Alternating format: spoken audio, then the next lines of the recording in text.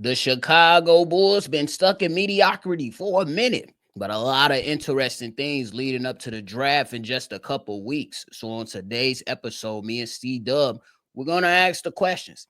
How can the Chicago Bulls utilize the NBA draft to raise their ceiling? Y'all know we're gonna talk about it and break it all down, but you gotta hear the music first.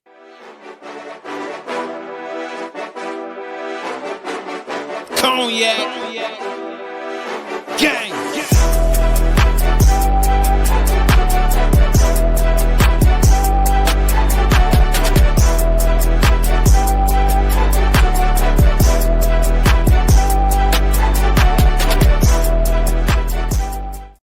Shy Boys podcast with the Cognac Boys. I'm Cognac Boy Bobby, and I am with my dog C Dub. What's the word? What's the word, man? Let's get to it. Man, if y'all in tune with us today, make sure y'all hit that like button, subscribe to the channel, and hit that notification bell as well. C Dub, not a great track record when it comes for the NBA draft, when it comes to Arturas Karnisovas. You got some hits, you got some misses, but now you in a interesting spot to say the least with the number 12 pick of this year's draft. A lot of people have their favorites on who they want to come on over to Chicago and put on for the Chicago Bulls to push us past making it out the damn play-in. And right now it seemed like we got a ceiling right on the squad. Maybe a play-in team, maybe etching out of that. But the question is how can the Chicago Bulls utilize this draft coming up to raise their ceiling? Oh, okay. This is a great question. I loved it when you put it in the chat last night. And first off, it's going to be a Captain Obvious answer. It's a twofold answer for me. The first one is a Captain Obvious answer. You draft the right guy at 12. And that right guy is Derek Queen. Derek Queen, combination of IQ and offensive creativity, will be a great asset for the Chicago Bull and make this team look completely different than any other team in the NBA. Bringing different assets. When you got different type of guys on the court, when you got Josh Giddey, Derek Queen, in some cases Montes Buzelis, guys that can play make for themselves and others, you have a different type of feel on your team. Uh, I'm all about arguments for the best in the league. And in our case, we'll have a couple players that can be in arguments for the best in the league. I'll tell you a couple. Josh Giddey can be in an argument for the best passer in the league. Coby White can be in an argument for the best combo guard in the league. And Derek Queen, once he get to the NBA, could be in an argument as best ball handler for a 5 in the league. So, with that being said, it will bring a new feel to the Chicago Bulls and the NBA as a whole. They can set a trend. And my um purpose second statement to make sure that we get this draft right and we have a great season or future is Coby White, the contract with Coby White. So how's that tie into the draft? Well, with that second round pick, you draft a guy that's going to put pressure on Coby White. You're sending a statement, you're sending um a warning to Coby White, like we're going to take care of ourselves, because everything points to that Coby White is going to deny any type of extension offer. He'd be stupid if he signs it. So you must draft another very talented scorer, maybe a combo guard with that second pick, just to keep Coby White, keep him on his feet. Now, it all depends on the season and how well we do in the season. What I think what Coby White will give us a discount. We just go with the Bucks because he stands to make 40 million. But I think to raise the ceiling for the Chicago Bulls, one, you draft Derek Queen and just change the template, and two, you get a safety net for the imminent Coby White going into unrestricted free agency. So pretty much you just said for the second part, because I understood the first part hella clear. The second part is try to find reassurance for Coby White just in case there's a departure. That's what you're Yes, saying. absolutely. Not mad at that. I'm looking at the whole thing is that the way that you can raise the bar for the Chicago Bulls is just finding out how do you want to make out this team to being a competitor. You see that the Chicago Bulls this past season, they increased their pace, they increased their three-point shooting with attempts and all that stuff. So how do you go out there and continue to add on or create this layers, this three-layer cake? How do you go out there and add that? I think that the play style has changed tremendously, but now you need the players to go out there and continue to build out that second layer, and then hopefully that top layer will be finding a star. But I think that you need to take this as a step-by-step thing, and you cannot rush the process. That's we seen plenty of times to where GMs come in Chicago and say we're gonna be young, we're gonna be fast, we're gonna be athletic, we're gonna play this way, and then they do a total 180 in the offseason. You be like, why did you pick up Dwayne Wade and Rondo? or why did you go out there and sign DeMar DeRozan, Alex Caruso, and Lonzo Ball? With some of those things, you'd be like, okay, cool, I can understand it. But then ultimately, for the longevity of the success of the team, it doesn't always make the best sense. So I'm saying they can utilize this draft by simply taking the best player available. And we had some conversations offline, and there's going to be pushback. But like I said, everybody has their who they want. I'm saying that if at 12, if Derek Queen is there, who's now my favorite to be drafted to the Chicago Bulls, he take care of two things for the Chicago Bulls. Derek Queen take care of two things for the Chicago Bulls in this regard. He will be the best player available, and he fits a need. I think that's a win for the Chicago Bulls if they do pull that off. I know there's some other prospects in this draft that people are liking, and I like some of them too. But I think that when you go into you ask yourself, should the Bulls go best available or go for need? It ain't too many players that fit that template of what I was presenting. But then the next thing that the Chicago Bulls need to do is go out there and try to see if you can find some additional assets in this draft. I ain't talking about going to pluck somebody off somebody G League team. I'm talking about, hey, whoever you can get on the line. We got Nikola Vucevic, we got Lonzo Ball, and call it and see what you can get out of that. So you can get some more talent up in here that you could develop and then be able to say, I bet. We got some assets for it. We know we got our starting price, but if you got to, you know what I'm saying, take one on the chin and move down a little bit and see if it makes sense for the Chicago Bulls. It has to make sense for the Chicago Bulls because you got to put self first. Then you go out there and you see if you can get some additional capital because I think that it's going to be a lot of players who are once in that range of being up there with that top 10 who have kind of fallen off. And Derek Queen is one of those guys. And then there's a few guys that might have, had a drop off a little bit after combine and stuff. So see if you can go out there and get you some additional assets as well in this year's draft and then potentially next year's draft. So I say you got to be strategic in how you approach this whole thing to raise the ceiling because right now we looking at another play-in matchup. I want to get your thoughts on this Coby White situation. And you heard what I said that we need some reassurance because it's imminent, and I think we talked about it. You said you agreed it's imminent that he's not going to sign no extension if they offer, and he's going to look for the biggest payday of his career. He's on a budget on the biggest bargain in the NBA. I would say. What do you think about this Coby White situation and the idea that I bring about that to get some reassurance, nephew? I think you got to consider all things when it comes to the Coby White situation because I know for a fact, if I'm Coby White and you come to me talking about you only offering me 22 million per year, just 4 more million than Patrick Williams, nah, can't go.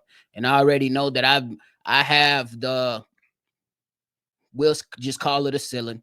I have, the ceiling to be Eastern Conference Player of the Month, to be Eastern Conference Player of the Week in back-to-back weeks. I have that type of ceiling. And if a team doesn't constantly switch my damn role, I might be a better player. I always been on the record to say I would love to keep Coby White.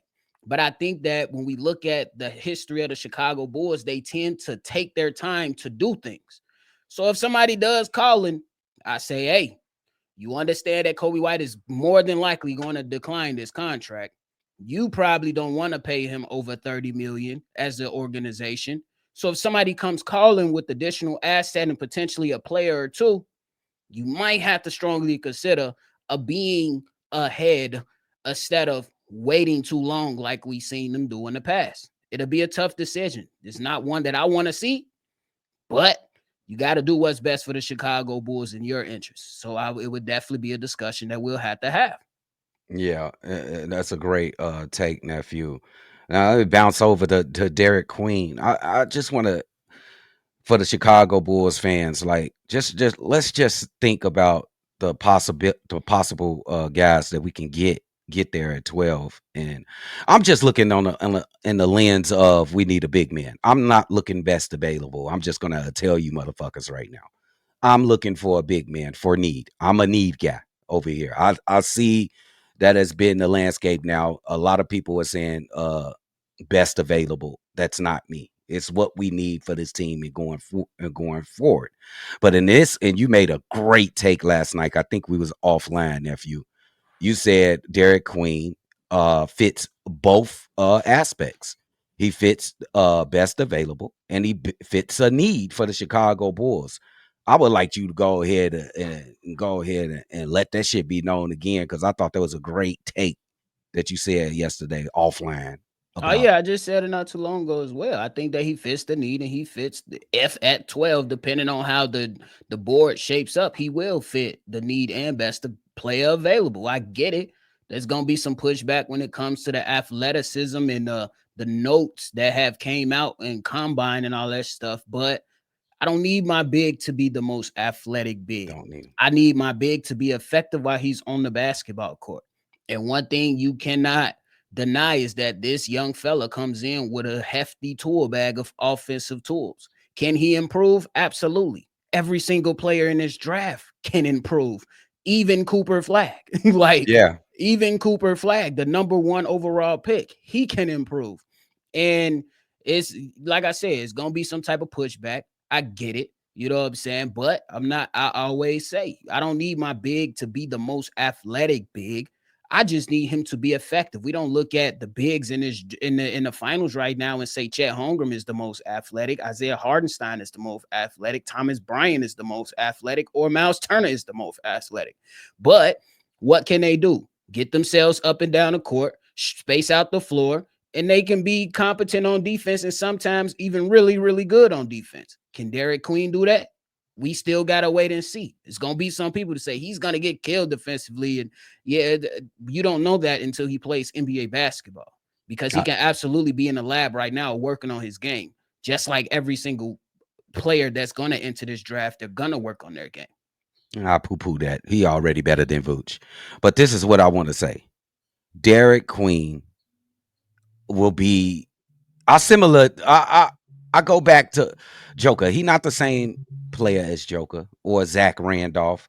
It's a lot. He get inside that draft combine, and he's not gonna do well because he's not that type of guy to be getting his athletic abilities measured, like his high jump and his speed and his 40 time, all this other goofy shit that don't matter when it comes to the game of basketball all the time. It's just a plus. You can use it, but what does it have to say about a four-time MVP and Joker? What does it have to say about a guy about Zach Randolph? What does it have to say about a guy about KD that couldn't press, what was it, 80 pounds 3 times or something like that? So that's not the end all be all. I want y'all to watch this young man play. He got something special in him. He is an offensive wizard. He's only going to get better defensively. Like I said, he already better than Vooch.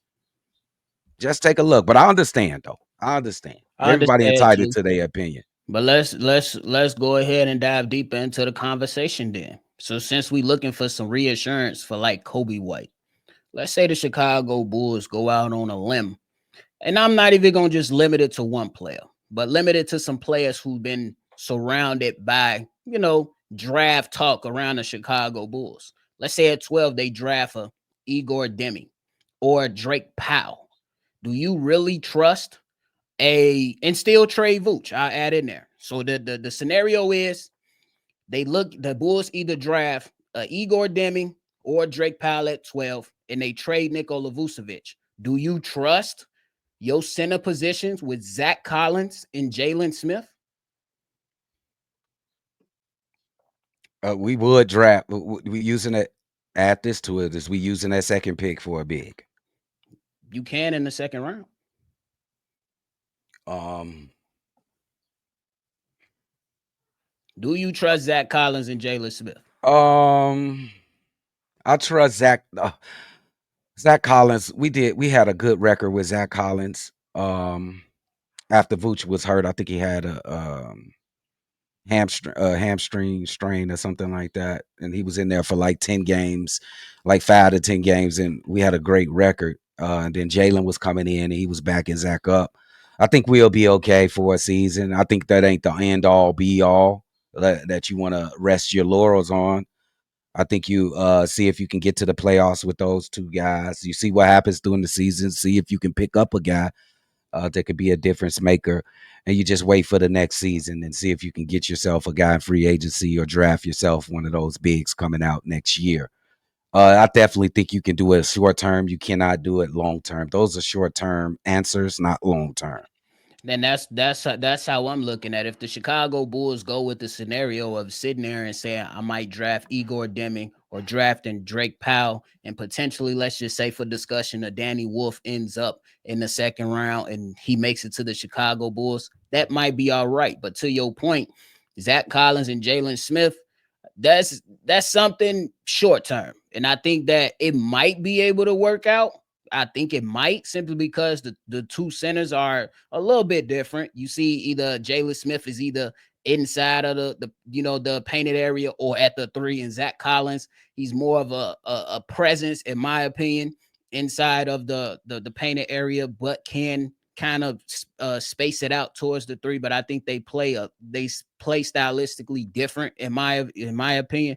But I think it's definitely something that you look at for the short term and then wonder what the hell the Chicago Bulls are thinking. Because to your point, the reason I brought it up is if you feeling like Coby White is going to be somewhere in another destination in a year, if you feel like one of these young players who can potentially fit the Chicago Bulls can come in and fill the void if he is set to depart, it might be a situation you might have to, what I'm saying, walk into for sure. But it's an awful situation, though. You know what I'm saying? It's okay if that's all you got, nephew.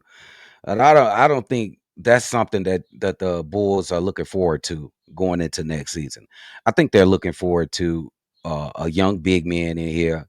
Maybe they get a young perimeter player, Coby White reassurance, or they can wait till next year when he goes into free agency to do that. And you can get another big, or you can just get another defensive stalwart in there with that second pick. But to go into next season as Zach Collins and Jalen Smith as your two bigs, I think that'll be a severe disappointment. It'll be okay for a season. They still will be competing for one of those top 6 seeds, but it'd be a disappointment, and you'll rewind the button on the rebuild of the Chicago Bulls because we are, in fact, in a rebuild. You see Zach and DeMar and Vooch is the last probably card from the last regime to go before we in like totally in a new era of the Chicago Bulls. I just think it will be just a bad look and a bad feel to go into the season next season with Zach Collins and Jalen Smith as your only two bigs. Yeah, I think that just will remain right where you are now, Yeah, personally. yeah, That's just how I look at it, simply because I think that if you're gonna lean into this youth movement, you gotta absolutely lean into it. And I'm not saying that the Chicago Bulls like they can absolutely select who the hell they want at 12. But if you don't come out of this draft with some type of big man that you can, what I'm saying, help run for the future, even if he's not a starter, because in the second round, the chances of a guy even being a starter is very slim. yeah, But if you can run and have a guy that you can develop and he can be a good backup, and then you can, what I'm saying, approach things a different way moving forward, I think that'll be a better scenario than saying like, yeah, we just gonna run this whole thing with Zach Collins and Jalen Smith. I think that's one of those things where you absolutely have to be like, nah, that because honestly, I even be looking into seeing along with Vooch, can I move one of these other bigs too? Zach yeah, Collins, he only got 1 year left on this deal. He's a serviceable big, and these moves is not saying that these guys are bad. It's just that we want to really lean into this youth movement to see if a young center can come in and provide a spark like a Derek Lively or some shit like that. That's what, you know what I'm saying? We talked about different calibers of bigs, but if you can come in and have a young center come in and be a presence early on, that opens up, or per se raise your floor to see where you can actually take this thing versus knowing what we already know about the bigs that we have on this team. And yeah, and mostly, I'm glad you talked about Zach Collins. Zach Collins stands to make $18 million next year. That'll make him the second highest paid Chicago Bull until Josh Giddey gets paid, and it'll be the third. Uh, I'm just gonna give the Chicago Bulls that layup. Don't fuck that layup up. But if you keep him, okay, I understand. AT, you could do it for 1 year. You ain't getting nobody else up in here. But if you draft a big, Zach got to go. You gotta go. Too Yeah, much. you gotta make decisions. Hey, they talking about Nikola Vucevic though. A potential trade is talking about Nick Vooch, our second round pick, and the 2028 second round pick for Moses Moody and Buddy Hield. Nah, we got already. I don't want them to. That's why we just could we just have the two draft picks? You could we don't keep Buddy. I'm really you looking crazy. You just fixed your face. Just give me the draft picks and just keep them two. I don't care. I don't want them two over here though. We got them two type players in Chicago. Buddy Hill a great 3-point shooter, one of the best in the NBA. Moses Moody, he had a spark when he started, but now he's just garbage. I ain't. I'm straight. Just give me the draft picks, bro, or just give me Kaminga. What Yeah, the I fuck think y'all I was. That's what pussyfooting I was about to around? say. I was gonna say. I think that's a better angle to go if you're gonna trade Vooch to go to State. I think you might have to consider bringing in Jonathan Kuminga after that, and then just Just then you add another player that fits the mold of what the Chicago Bulls are trying to do with saying, hey, we got a young player with experience in the NBA and potentially some upsides. And I want to I see people like, well, if you ask Golden State, they said he doesn't belong on the basketball court. Not many people belong on the basketball court with the Golden State system. Not many players. who don't belong on the basketball court? No, they Jonathan stand with Kaminga. Golden State. He didn't look like he belonged with them, and it was probably some of the calls for why he started to receive DMPs from Coach Kerr. And that's everybody doesn't fit into Golden State system. We've Mm, seen James Wiseman, a top draft pick, not fit in with that system. he ain't fit in no system though. I'm just saying, he started with Golden State as a talented young player and couldn't get in where he fit in. Mostly, I would Kaminga have is a prop. talented. He doesn't fit over there. Mostly, I would have a problem if you couldn't fit into a winning championship system like that. But the type of player he is, he's sort of an isolation player. He needs to be coached up. I'm surprised Steve Kerr couldn't get this guy in the mold. He's severely talented, bro. I'm talking about athletic. He can score over anybody. He's aggressive. You will never have a Patrick Williams moment with him. Matter of fact, you'll tell him to stop fucking shooting. That's what you will tell him to do. Like, I just don't understand, He Steve, could be why a he bit didn't erratic. He have the could be a bit patience with erratic. this kid, bro.